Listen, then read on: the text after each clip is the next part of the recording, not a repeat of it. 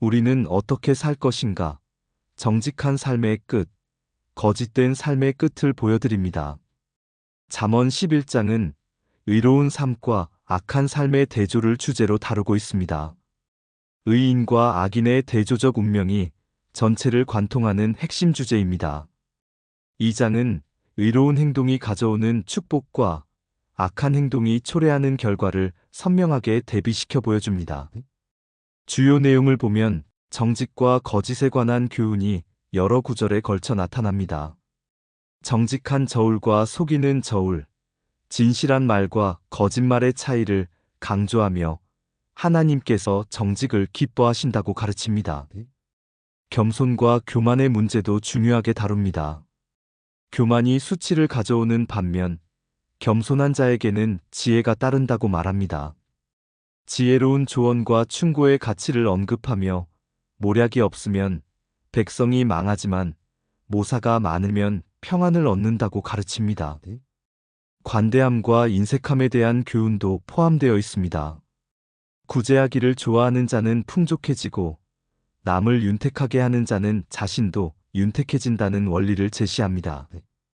말의 힘에 대해서도 언급하며 의인의 입은 생명나무 같지만 강포는 악인의 입을 가린다고 표현합니다. 이 장은 전반적으로 하나님의 공의로운 통치 아래서 선악에 따른 자연스러운 결과가 나타난다는 히브리 지혜 문학의 전형적인 사상을 보여줍니다. 각 구절이 간결하면서도 삶의 실제적 교훈을 담고 있어 일상에서 지혜롭게 살아가는 방법을 제시하고 있습니다. 잠언 11장이 주는 실제적 교훈들을 살펴보면 다음과 같습니다. 정직한 삶의 가치. 거래와 관계에서의 정직함이 궁극적으로 더 큰 이익을 가져다 준다는 교훈입니다. 당장은 손해를 보는 것 같아도 정직한 사람은 장기적으로 신뢰를 얻고 더 큰 성공을 거둔다는 원리를 가르칩니다.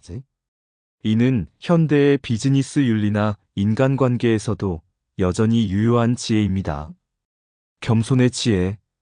자신을 과대평가하지 않는 태도의 중요성을 강조합니다. 교만한 사람은 자신의 한계를 보지 못해 실수를 반복하지만 겸손한 사람은 배우려는 자세로 지혜를 얻는다는 교훈입니다. 리더십이나 학습에 있어서 핵심적인 덕목입니다. 말의 책임감. 신중한 말하기의 필요성을 가르칩니다. 말은 사람을 살리기도 죽이기도 하는 힘이 있으므로 함부로 남을 정죄하거나 비밀을 누설하지 말고 오히려 격려하고 건설적인 말을 해야 한다는 지혜입니다. 관대함의 역설. 베풀수록 더 풍요로워진다는 원리를 제시합니다. 인색하게 움켜질수록 오히려 가난해지고 너그럽게 나눌수록 더 많이 받게 된다는 교훈입니다. 이는 단순히 물질적인 차원뿐만 아니라 인간관계나 정서적 풍요로움에도 적용되는 지혜입니다. 현명한 조언 구하기. 혼자만의 판단에 의존하지 말고 지혜로운 사람들의 조언을 구하라는 교훈입니다. 중요한 결정을 내릴 때 다양한 관점을 듣고 신중하게 판단하는 것의 가치를 강조합니다. 장기적 관점의 중요성. 당장의 이익에 현혹되지 말고 장기적인 결과를 고려하라는 지혜입니다.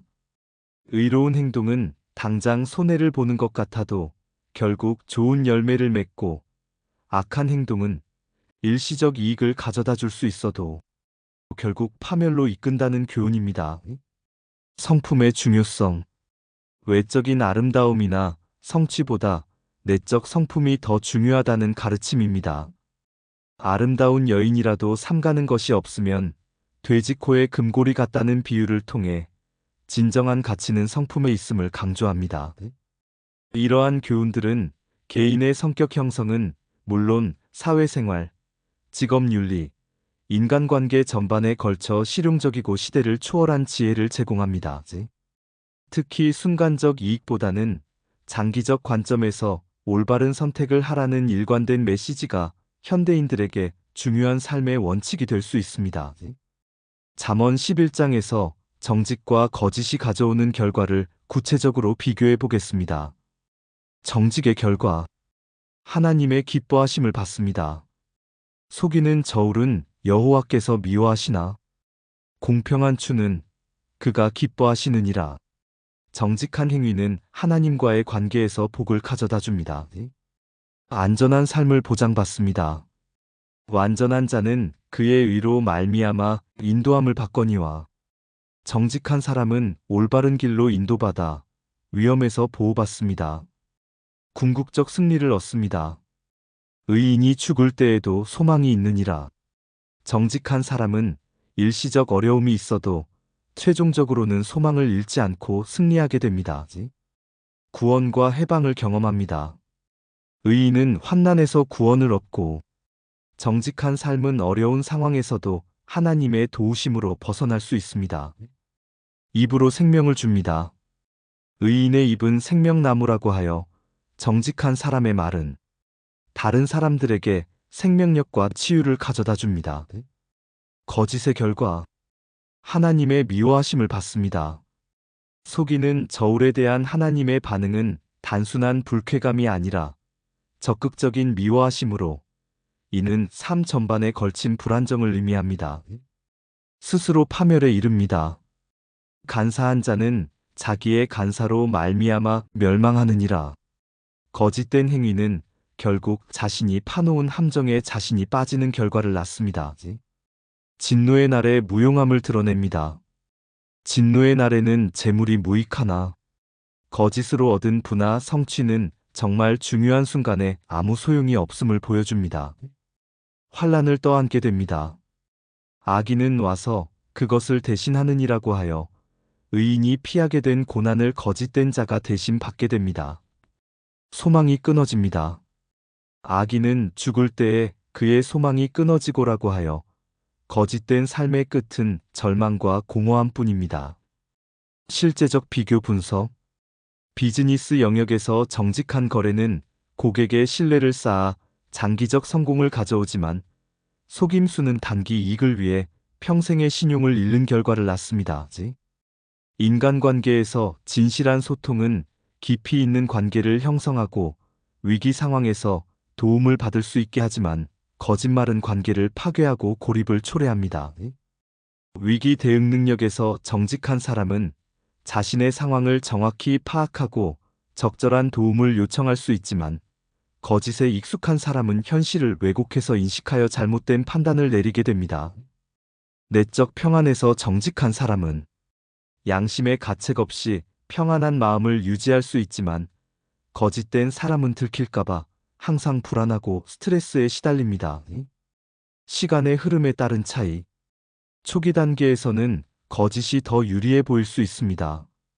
빠른 이익, 쉬운 성공, 즉각적인 만족을 가져다 주기 때문입니다. 중기적으로는 차이가 서서히 드러나기 시작합니다.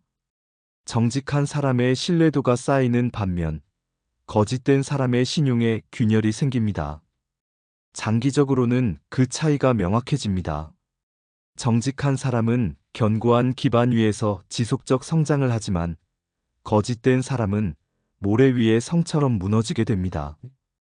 잠언 11장은 정직과 거짓의 결과가 단순히 윤리적 차원을 넘어서 실제 삶의 모든 영역에서 구체적이고 실질적인 차이를 만들어낸다는 것을 보여줍니다.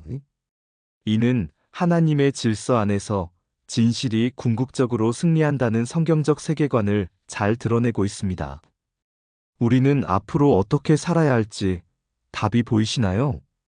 이 모든 것은 여러분의 선택입니다. 시청해주셔서 감사합니다.